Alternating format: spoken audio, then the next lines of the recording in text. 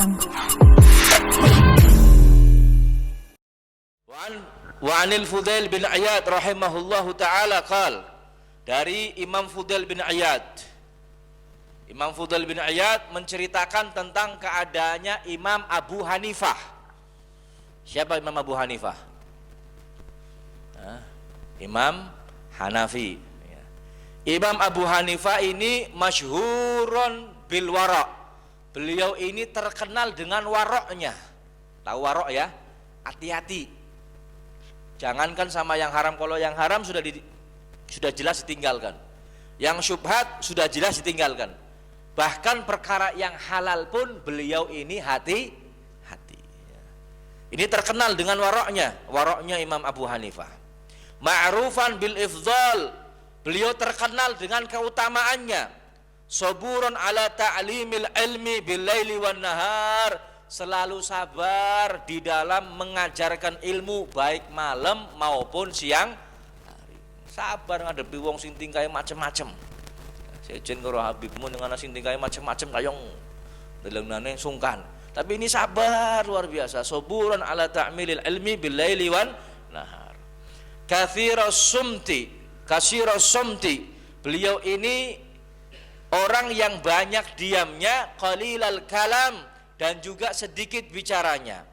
Hatta tarida mas'alatun fi halalin au haram, ya, sehingga dia bicara ketika ada masalah yang kaitannya dengan hukum halal atau hukum haram atau hukum syariat agama, baru beliau ini bicara. Wa kana hariban minas sultan, dan keadaan Imam Abu Hanifah ini beliau selalu melarikan diri dari penguasa. Maksudnya beliau lari dari penguasa, menjauh dari penguasa. Keadaan beliau jauh dari penguasa. Jadi kalimatnya bukan jauh, hariban, lari, ya, menjauhkan diri dari penguasa. Wa min syiddati wara'ihi annahu kana la yajlisu fi dhilli jidari gharimihi, dan bagian atau termasuk dari sifat waroknya, sifat kehati-hatiannya Imam Abu Hanifah, beliau tidak mau duduk di bayangan tembok orang yang dia hutangi. Misalkan dia punya tetangga hutang sama beliau uang misalkan 1 juta, ya. Beliau ketika masa-masa hutang ini orangnya itu belum nyaur, gak mau duduk di bayangan temboknya tetangga yang hutang sama dia. Jagung senderan nang tembok, amaning senderan nang bayangannya tembok nggak berani. Kenapa nggak berani? Wa yaqul, seraya berkata, kullu qardin jarra naf'an fahuwa riba. Dia berkata, sebab pinjaman yang mana ada mengalir manfaat, maka itu adalah riba. Dia punya keyakinan, punya prinsip, ya, bahwa yang namanya pinjaman, ini termasuk hadis Rasulullah SAW, pinjaman yang mengalir manfaat, artinya ada manfaat di dalamnya, maka itu termasuk riba. Yang ditakutkan beliau Imam Hanafi adalah ketika dia ini duduk seakan-akan kadiran utang nang dheweke, akhirnya dia ini duduk di bebas duduk di mana saja termasuk di temboknya. Dia nggak berani, jangankan masuk ke rumahnya ataupun yang lain, nang bayangan temboknya wong sing utang nggak berani dia, nggak berani. Kayak contoh misalkan, contoh yang gampang. Ketika panjenengan utang sama si A, utang pira 10 juta, 10.000 siapa? Utang 10 juta. Si A ngongkon panjenengan, nyuruh panjenengan misalkan, nyuruh panjenengan beli sesuatu. Kira-kira sing ngongkon si A sing wis ngutangi 10 juta, kira-kira panjenengan gelem napa mboten? Ya dudu gelem maning mlayu. Marhaba, fadhol di duite. Ya tukune siji tok onane loro. Ya, kenapa? Karena ini sudah menghutangi saya uang, seakan-akan ada balas jasa. Nah, ini balas jasa yang semacam ini namanya ada manfaat yang berlebih. Ya, kelebihan semacam ini dalam hukum, dalam hadis Nabi dianggap riba. Kayak panjenengan ngutangi, misalkan saya ngutangi oji. Barang kene Ci, tolong nyong pijeti.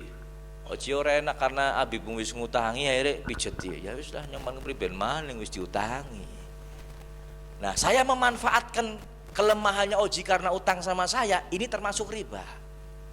Termasuk riba. Makanya beliau jangankan memanfaatkan orang yang dihutangi, jagong duduk di tembok yang mana ada bayang-bayangnya dia berteduh, dia nggak berani, nggak mau. Ini saking hati-hatinya, wis pol. Ini pol yang semacam ini.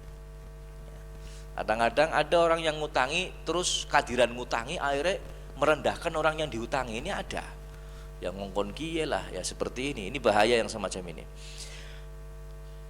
Wa kana daidanuhu ad-dilalata 'alal haq, dan kebiasaan beliau adalah memberi petunjuk kepada kebenaran. Beliau selalu memberi petunjuk kepada kebenaran. Ini imam siapa? Imam Abu Hanifah. Namanya Imam Hanafi. Wa hukiya annahu du'iya lil qada. Pernah beliau diminta untuk jadi hakim. Pernah diminta untuk jadi hakim, bukan presiden, ini hakim. Hakim ini jabatan yang paling tinggi setelah pemimpin, sebab yang menghukumi, yang menentukan sebuah hukum ini ada pada qadhi, namanya qadhi. Kalau hakimnya namanya qadhi. Dia pernah diminta untuk menjadi qadhi, menjadi hakim. Beliau nggak mau. Sampai oleh presiden yang menunjuk, karena nggak mau, dia ini dihukum, dicambuk, dipenjara. Bahkan beliau matinya pun dipenjara. Dia nggak mau. Orang-orang kasihan. Kata orang-orang yang melihat, wahai imam, kenapa nggak diterima saja? Wong jabatan hakim, engkau berilmu, ilmu kamu tinggi sudah pantas. Kenapa engkau lebih memilih cambukan dan penjara daripada meninggalkan apa perintahnya sultan, perintahnya penguasa untuk jadi hakim? Apa jawaban beliau? Beliau mengatakan, saya lebih memilih cambukan dunia daripada cambukan akhirat. Lebih memilih apa? Cambukan dunia daripada cambukan akhirat.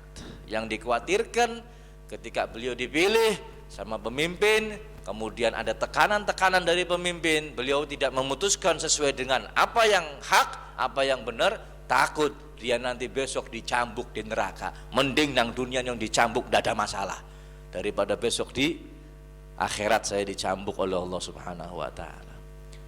Wa qala Asim, ada orang yang mengatakan, lau wuzina aklu Abi Hanifah bi akli nisfi ahlil ardi la rajaha bihim.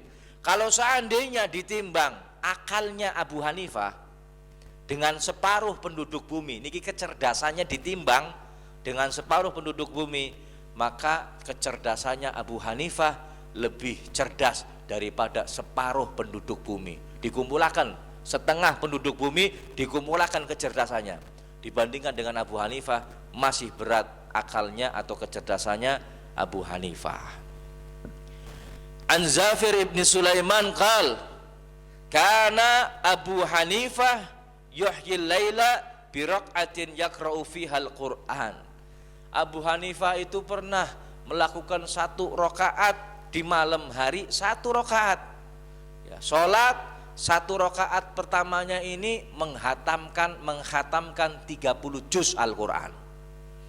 1 rakaat menghatamkan 30 juz Al-Quran. Wis panjenengan 30 juz sawulan boro pragat. Ya, tembe separo tahun ngarep ketemu balik maning sing Al-Baqarah. Separo maning ora pragat-pragat. Ini 1 rakaat 30 juz. Ya, kapan-kapan dicoba, moga panjenengan sanggup. Kapan-kapan aja saiki aja engko bengi. Sekiranya sehat, mulai bar isya sembahyang sunnah baca Al-Qur'an sampai 30 juz. Tak jamin semper panjenengan. Ya, cuman ya kalau ada yang bisa alhamdulillah. Ya, jangan pesimis, barangkali ada yang bisa.